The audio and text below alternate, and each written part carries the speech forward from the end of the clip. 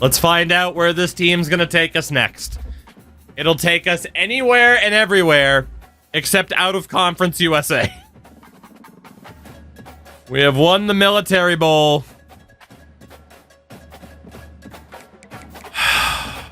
Another bizarre, torturous, absurd season, right? That's the only way to phrase it at this stage, isn't it? As Swedish Chef Ray Bork was the Conference Defensive Player of the Week. Is my punter the Conference Offensive Player of the Week? No, but West and East is with 9 receptions for nearly 200 yards and a touchdown. That makes sense. That makes sense.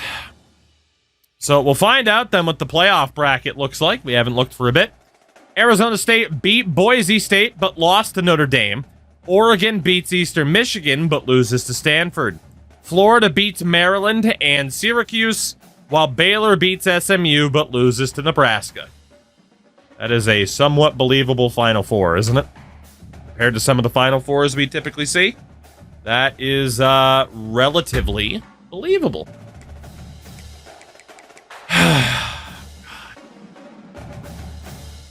Like, this team is like, what are you mad about? As we get Ernest Corner, quarterback out of Sherman Oaks, California. What are you mad about? You've won 3 straight bowl games. Jesus. National title game this year will be the Florida Gators against the Stanford Cardinal. Find out who's going to get it done. Who's it going to be? Your national champions this year, as our pro potential has dropped again. Our prestige hasn't changed at all. Stability has dropped even further. Your national champions in a blowout. Obviously, again, it didn't go to overtime. It still glitched. The Stanford Cardinal have won the national title in 2035. How about them trees? How about them trees? There you go. Playing style is NA. All right. Well, another season in the books. Status quo remains intact. We do have Jake Johansson, who wants to transfer out. We do end up keeping him. So the only players that we're losing: John Montgomery loves Guelph, Norman the Mormon, Succulent Chinese Meal, Lacerated Spleen is looking to go pro. Big Jelly missed like his final 2 years due to injury. Bilbo Swaggins and Swedish Chef Ray Bork. So we only lose 8 players. 7 players, actually, because we kept Johansson. We only lost 7 players this year, which, again, is why we didn't need too much. And, yeah, basically everyone on the defensive side. So we're set up for those type of losses. We gotta hope this guy goes pro so our pro potential goes up. You look like your name is Michael or Patrick. Incorrect. Middle name is Michael, though. Sucks our pro potential didn't go up any further, even though we likely just had a player go pro. That's my presumption. Yep, Lacerated Spleen is a 4th round pick. Good on you, buddy. You didn't help me at all in terms of pro potential, but, you know, that's okay, I suppose. So a big question now, whether or not my controller is just like, fuck you, stop playing College Football 25. The big question now is going to be the portal. Was Ernest Corner the quarterback with an arm and a half? Yeah, 96 throw power. All right. Wish I told you what team they went to. Yeah. So for the portal.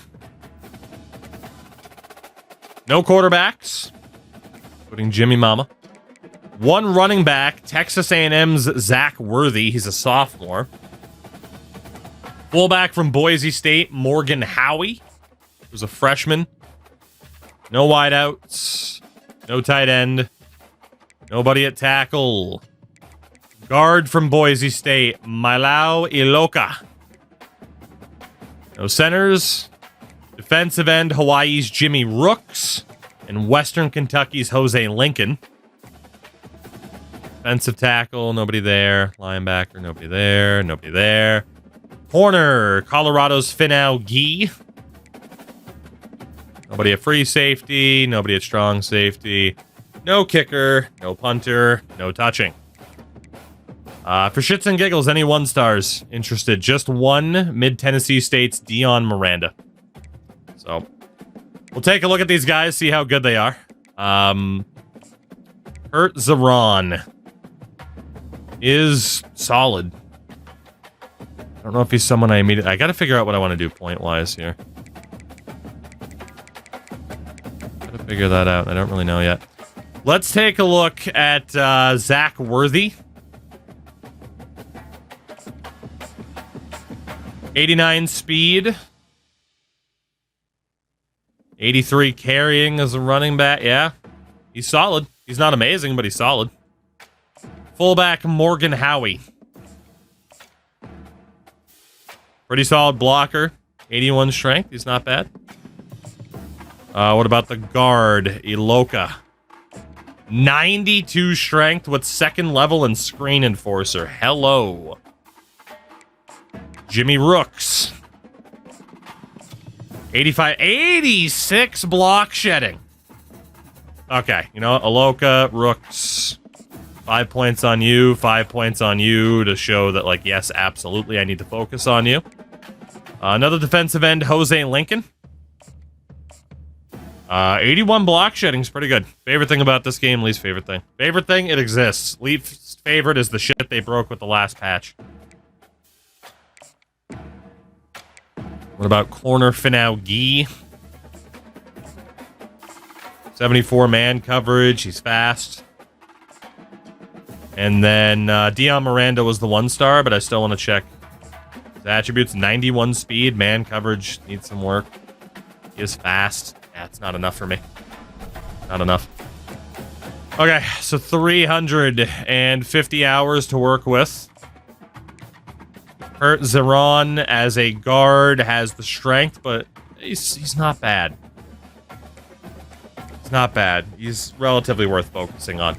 Johnny Tripucka. Good impact blocking, good strength. I mean, he's also worth focusing on. Austin Marcus as a guard, 90 strength. Same thing. Quentin Coffey was the fastest shit wideout. Defensive end Barry Malik.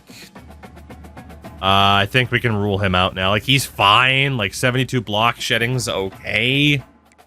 We'll put him on 5 to see if he sticks around. Derek Harms. He's out. What about Henry Charles? Good power moves. Power moves at linebacker. We don't know about the block shedding. He's relatively fast. He's okay.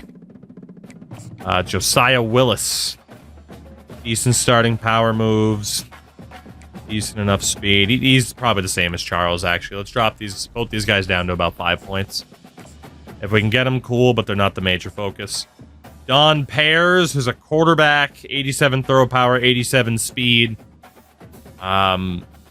Certainly not bad, but we have better options at quarterback, so... And then Bohannon was 88 power, 85 speed. We already brought in somebody better. I'm going to take these two out.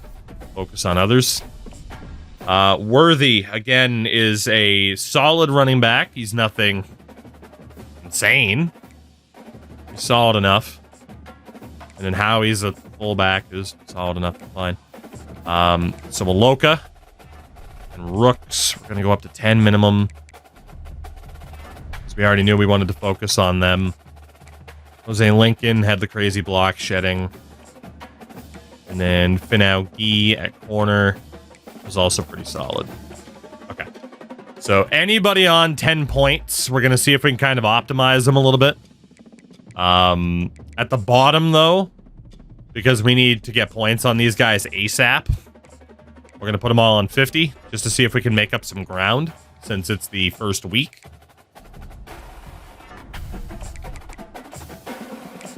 How many points we have, which is a fair amount. Okay, so Howie, Worthy, not really worried about these guys. What about the dudes at the top? So Zeron. Schedule you a visit. Gotta sell them on proximity to home. Don't have much else going on. Tripucka, proximity to home. And then who is the most interested on 10 points? It's Coffee. So we'll up him to 25. So, again, we didn't lose that many players. I do think we're looking all right here for what this could be in terms of a recruitment class. Chris, good morning. All right, well, we didn't make a big enough impact on a couple of those guys. Chris, how are you, though? Good to see you.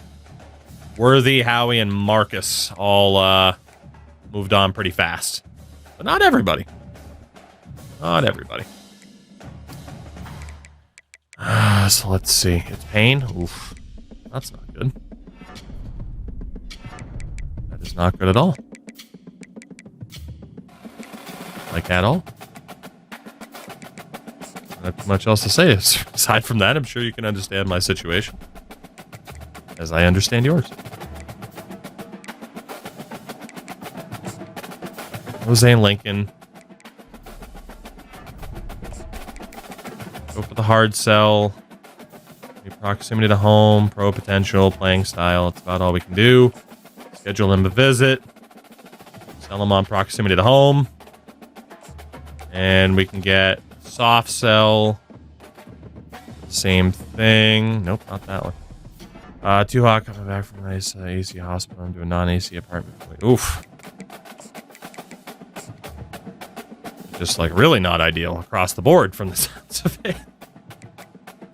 Wait, don't we have the extra 20? Oh, that's right. You can't do a hard and a soft sell at the same time. I always forget that.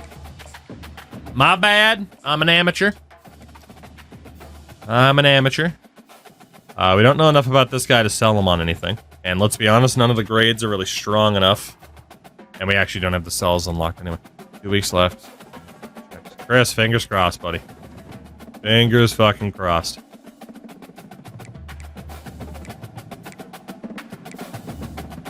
You know, we're all rooting for you here, at the very least. In the meantime,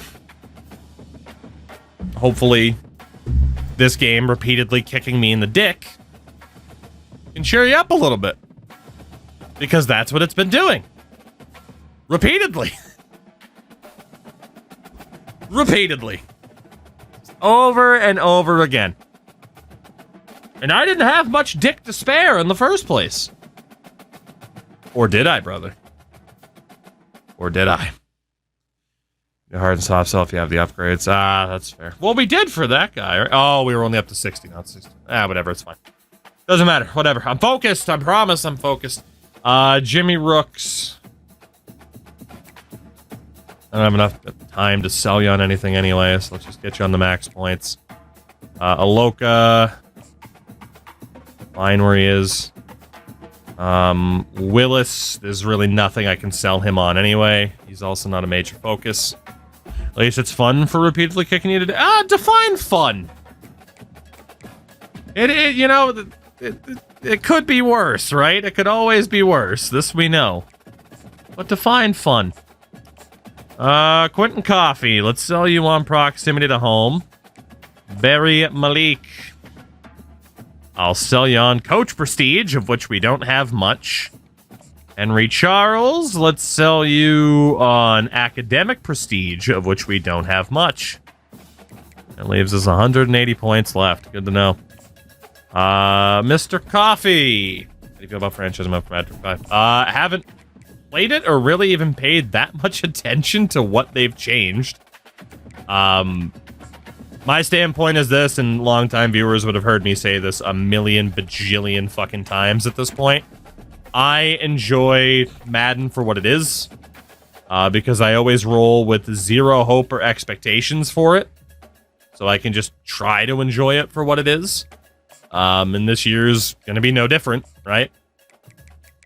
Like, I know they've changed some stuff, I guess, about the draft board and stuff like that. It's like, whatever. Like, I'll just try to enjoy it for what it is always my approach. That way I never have my hopes up. And that way it's a bit more difficult to end up being disappointed, right? When you don't have your hopes up in the first place. That is the approach.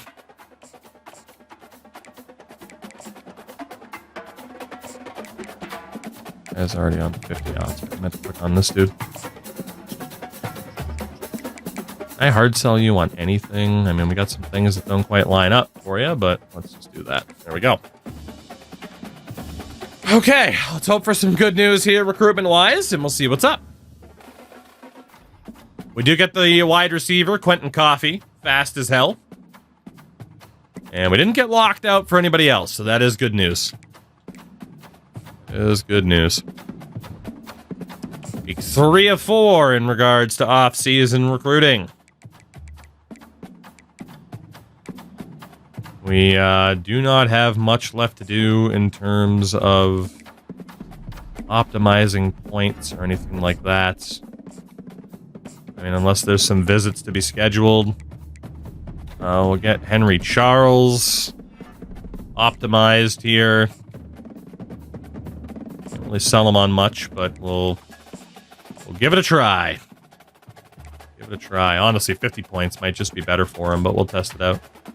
And then Josiah Willis. Obviously, I'll schedule visits left for whatever points we have left over. Mr. Willis. Try to make you a happy man. There we go. All right. Who's ready for a visit? A lot of dudes. A lot of dudes. Finau Iloka. I'm going to have to sell you on playing style. Jimmy Rooks going to be playing style, and Finau Gee playing time. Cool.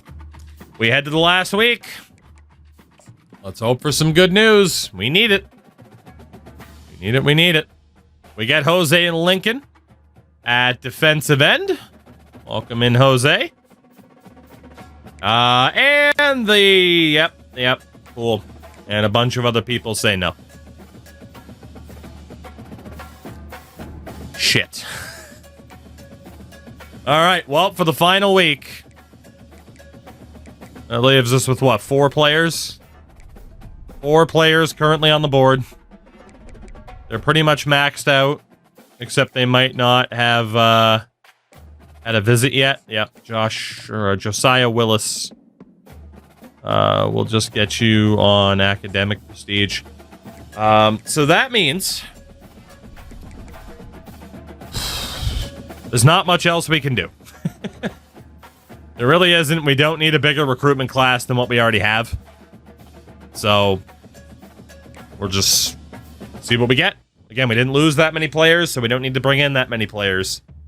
Pretty straightforward. We do land Iloka at guard. Jimmy Rooks at defensive end.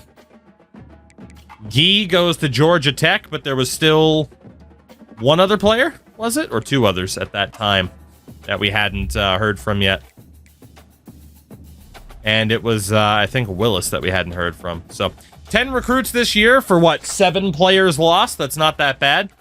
Let's take a look at these guys. Jose Lincoln at defensive end. Normal dev. But again, the attributes are strong. 81 block shedding is really good, whether or not we play him at defensive end or linebacker. He will probably stay at defensive end because of his lack of speed, if not even defensive tackle. He's a big boy. Normal dev for Ernest Corner. Great throw power, solid speed. He's very similar to the man known as Turd Ferguson. Star dev for guard Daniel Lord. Okay, that's only our 4th star dev we've ever recruited. Welcome in, Daniel Lord. We also get impact dev for the other guard, Austin Darden.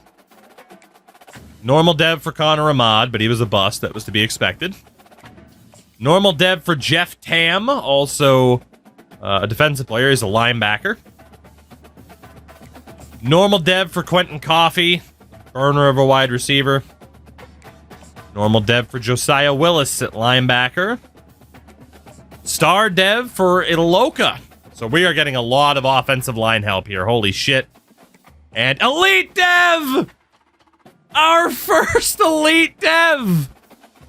Out of the portal, Jimmy Rooks. Just when I think I'm out, they pull me back in. Jimmy Rooks.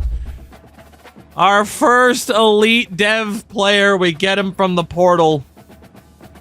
James, My man, you need to be the one that leads us out of here. Be my Moses. The redshirt freshman transfers out. Elite dev. The block shedding, the strength, the acceleration. The leader on defense, Jimmy Rooks. We only get 10 players, so I imagine our class will be pretty... We had apparently the worst class in the country because we only brought in 10 people. But that's fine. We know it was better than that. Top classes went to Georgia, Oklahoma, Syracuse, Auburn, and Nebraska. But we know that we did pretty well, all things considered. We're still not allowed to spend those coach coins, but in terms of training camp results, we know what we're going to be looking for in terms of optimization. We know what we're going to be looking for. First and foremost, throw power. Want to make sure even Crash's $1 does have decent enough throw power. These three quarterbacks aren't likely to be replaced. So, like $1, 5-star Tetris prospect. King of Canada, Crash Andrews. There's not much reason to keep these guys at quarterback. Why is it still showing Baylor? I know I accidentally went there, but that's weird. Stop showing Auburn! God damn it. Where'd they come from? We saw it on the other screen. I don't remember where all of them came from by default, though. So yeah, at quarterback, King of Canada, Crash Andrews, there's really no reason to keep him here. Like, between Ferguson, Shithouse, Thad Castle, we brought in a couple of people. It's worth moving Crash and Tetris prospect somewhere else. Can they play defense, or are we talking about running back, quarterback? 61 catching for Crash, 35 catching for Tetris. So if they can't play defense, we're talking about running back converts. And they cannot play defense. Okay. So, King of Canada, Crash Andrews. We're going to move him to running back, which is apparently a better position for him anyway. And 5-star Tetris prospect, we'll try to train him up as a running back as well, even though that is apparently a god-awful idea. But I do not care. For the running backs themselves, of which right now there's a lot of them, including other former quarterback converts, whose overalls will go up here shortly. Can anybody catch the ball? Giant Stadium, grass field can. We are going to try to train you up as a wide receiver instead. Anybody else catch a football? Not really. All these guys, we'll try to train them up as wideouts. Unless anybody can play defense. Let's check that really quickly. Can any of you guys play defense? Anybody at all? 65 tackling for Donnie Duck. Donnie Duck can technically play defense. Power back, we'll move him to defensive end for the moment. Till we see what happens later on. But we can move him to the defensive side of the ball. What are you checking when you see if they can play defense? Depends on what position I'm checking, but tackling, man coverage, zone coverage are the big three that I look out for. Alright, so we'll leave these running backs as is. We got our fullback. For the wideouts, is there anybody here who can't catch a football? No. They all can at least catch a football. They're all at least 85 speed. Again, just really quickly, because there's so many of them, is there anybody that can play defense from the wide receiver prop at the moment? And the answer is no. Yeah, none of those guys are moving. Okay. Yeah, for the wideouts, they're fine. Tight ends, we got plenty of them on roster. No one except for Lou Lamagello kind of has the speed I'd like him to have to be a wideout. Not that we need wideouts, but let's see if he can go, because he's at least got some good size. That means we'll leave everybody else at tight end. That's fine. I don't think we'll need the O-line help, because we brought in quite a few people here. At tackle, trying Try to train these guys up to be actual tackles because of their agility.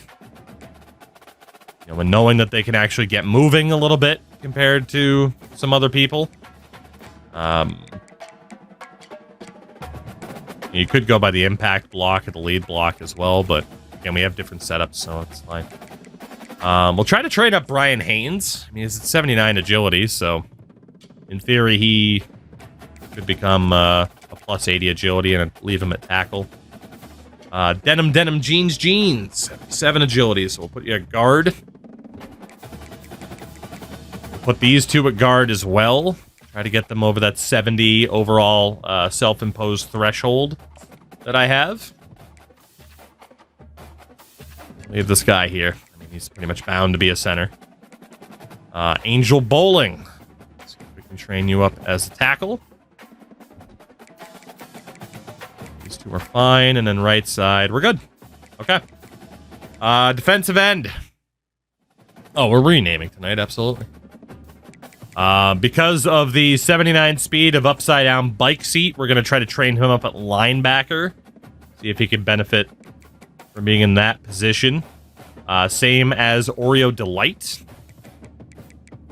if you can be a linebacker at all. And the 86 speed of Donnie Duck. I mean, Christ, I might actually try to train you up in the secondary. Just to see. Everybody's fine there. Everybody's fine there. Defensive tackle. Change a wide receiver to tight end. Can he get better at blocking over time? Yes, and especially with the off-season training. Absolutely. That's why I'm moving people to where I think they'll be best suited. I might end up moving them back. But in theory, train him up as a defensive tackle. He should focus on those attributes that would make him better at DT. So linebacker-wise, everyone's fine there. Everyone's fine there. Yeah, everyone's good. And then for the corners, I mean, everyone's at least 86 speed. Normally for the secondary, I set the taller guys to try and train up as a safety, and the shorter guys to try and train up at corner. Just so that we have that fucking over-the-top coverage, because you know the AI like to abuse the freaking streak routes as much as I do. I like to have that extra height. Oh, I know Duck has some awful man and zone ability, but it's worth trying to train him up. I mean, we have seen plenty of players skyrocket in rating and in their ability. But he's got that speed. I mean, we might as well give it a shot. Have fun with CFB, but I'm ready for Madden. I found myself player improve me graduates. That's the joys of the college game now, isn't it? That's how it goes. Alright, let's see. Tony, very Italian. Definitely a different vibe, but both have their benefits, right? Alright, at 6 foot, we can send Troy Montana over because we got plenty of guys that are going to be competing at safety. And again, where these guys are moving right now does not mean that'll be their final position. Kicker and punter. We want the guy with the really good accuracy to stay at kicker. Punter is what it is. Nigerius Sleed's probably getting cut because he's already worse than Eastern Michigan. Okay, so that'll be how we approach training camp results, which we'll get to now. See what the boys are looking like. A lot of XP. We broke level 20. 83 overall, 82 offense, 85 defense. Doesn't mean it'll be that at the start of the year, but that is promising. Let's see. Quarterback, 76 for both Turd Ferguson and Brick Shithouse, 75 for Thad Castle Jr., who will probably get every opportunity to be the starter this year. And actually, yeah, we won't take a look at it yet because we need to see what the incoming freshmen are, and of course, we still got that glitch going on. So we won't fully look at everything yet. Running backs. King of Canada Crash Andrews converted very well to a running back from a quarterback. He and Dishman both. So that will continue to improve our Wildcat options. As case in point, sometimes the guys get better. You know, these two were both, what, in the 20s a second ago? They're up into the 50s. Gas Station Sushi did not take too well to be switched over to a running back. But not bad. Not bad. And of course, we'll see if anybody moves anywhere else. Our fullback is showing up as a 70 with Platinum Recoup. Wideouts, Dick Duff. East and West, or West and East, Brian Howden. We're looking pretty good at wideout in terms of the ratings. Not bad. Lula Magello didn't get much better, but some of these guys might be moved to running back or tight end. We'll see. Tight end, we at least got a trio of guys at a 70 overall. Not bad. On the O-line, Angel Bowling. Absolute beast. I mean, we got some depth at tackle this year already. We're looking okay even at left guard. Obviously, other people will still get moved. Right guard, Wazowski skyrockets to an 84. Absolute beast of an interior lineman. And then more good options on the outside, including Burlington Coates at right tackle. Defensive line, Chris B. Cream. He's going to be a senior, but he's at least an 82. Right side's looking good. Putting the sophomore balls to the walls. Couple of seniors in the mix there, though. Maybe running out of time. You can see why I wanted to focus on recruitment again this upcoming year. Defensive tackle is okay at the moment. Not amazing, but okay. I think we might be running a 3-4 or even a 3-3-5. Linebackers. Not bad. Not bad at all in the middle. And a little bit weak on the right, but that's okay. Corners, at the very least, 3 very strong corners. Very strong indeed. And some good options at safety as well, including with the speed. Which, again, the faster guys will probably put at corner. I mean, we got some good depth. Our kicker now, 79 power, 89 accuracy. And Michigan is already significantly better than the Jarius Sleed. Right now, it's looking like it's going to be the best version of the team that we've had yet. We do have a lot of seniors this year as well. Yes, that is going to be a factor. Whether or not having a better team like this, though, whether or not that means anything, time will tell. We only have to get rid of 3 players, technically 2, because we know that Sleed is going. We only need to get rid of 2 players this year. Ernest Corner's a 71 out of the gates. Let's go. Donnie Duck to jump from the 30s to the 80s. Did he get that much better? You're right, he did. Showing up as an 81. I didn't even notice that he was one of the guys that exploded in rating. Case in point, though. It can happen. We'll get rid of Gas Station Sushi since he didn't really take to the improvements. And the junior, Jake Johansson, who was a running back that we tried to turn into a wideout. It just hasn't worked. There we go. Just like that, we're at 85. Quick and easy. We do have the conference changes to make.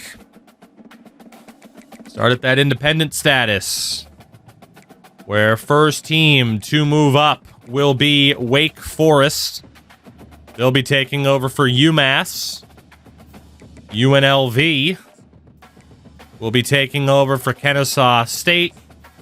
And ODU have been promoted to the MAC for Florida Atlantic. So this is what our conference and our division will look like next season. Still having to deal with the likes of Bowling Green, with the likes of Coastal. I'm sure they feel the same way about us. Like, man, these fuckers are still here. And indeed, still having to deal with this nonsense. It's absolute nonsense. And then just let me finish updating this on my side of things. Keep track of all of this.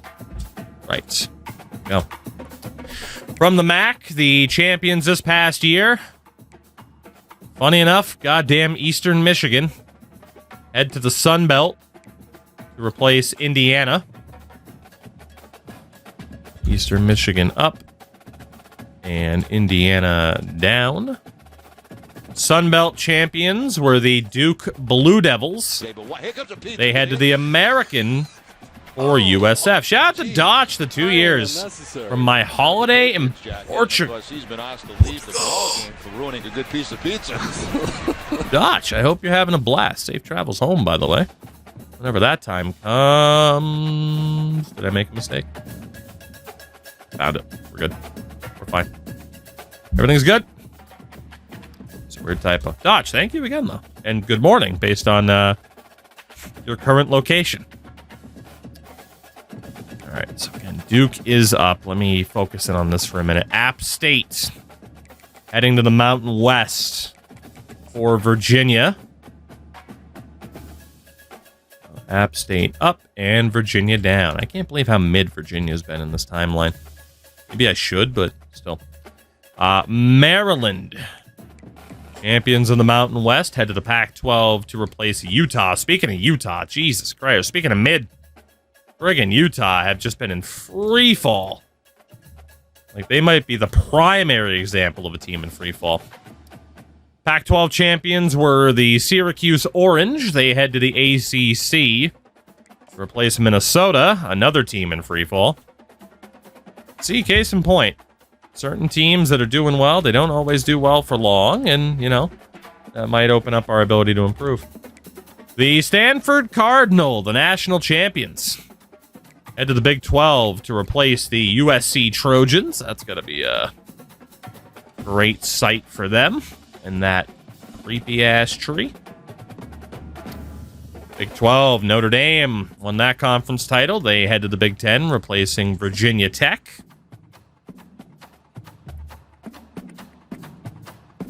And NC State promoted from the Big 10 to the top tier to replace Clemson. So that is what the top tier looks like at this stage of this ridiculous idea, for better or worse. This ridiculous idea. And that'll get us to the preseason. Obviously, we're going to have a lot to do. Where's Georgia? Tier 3. They have struggle busts for a little bit now. Shockingly. We're showing up now as an 84 overall team. This is, on paper, the strongest team we've had. Custom schedule, I'm going to do what I always do. We'll leave the FCS team and we'll schedule the worst team we can for week 3 because that's what chat's been doing for a long time now. Anytime it goes up to a vote. We got Buffalo at a 74. It'll be Buffalo. Our old pals, Buffalo.